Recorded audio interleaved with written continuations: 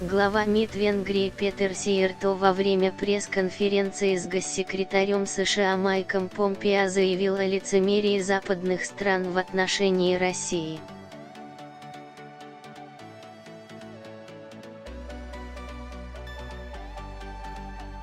Выступление политиков показал канал Fox News. Во время своей речи Помпео рассказал о значительном усилении влияния России на международной арене, а также добавил, что она хочет внести раскол в сплоченность союзников по НАТО.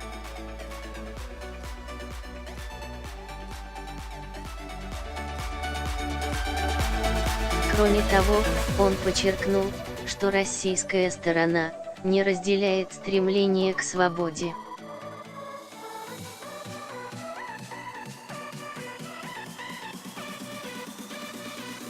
Мы не можем позволить Путину посеять раскол между друзьями по НАТО. Венгрия на собственной истории знает, что авторитарная Россия никогда не будет другом свободе и суверенитету стран поменьше, заявил госсекретарь США.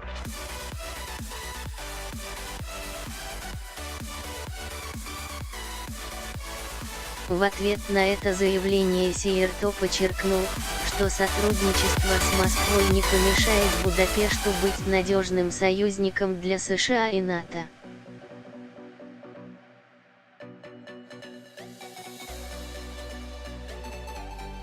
При этом он привел примеры лицемерия стран Запада по отношению к России.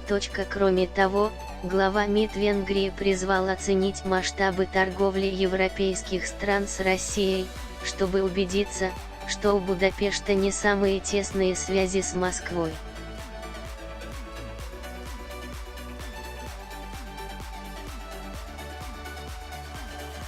Посмотрите на данные по торговле между западными европейскими странами и Россией.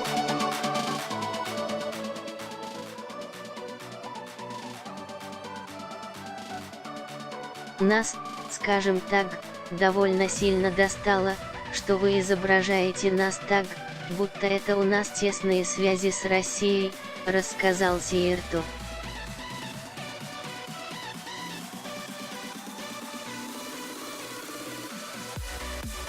В 2014 году на фоне конфликта на Украине Евросоюз ввел санкции против России. После этого Запад несколько раз принимал решения о продлении ограничительных мер, а также увязал их снятие с выполнением Минских соглашений.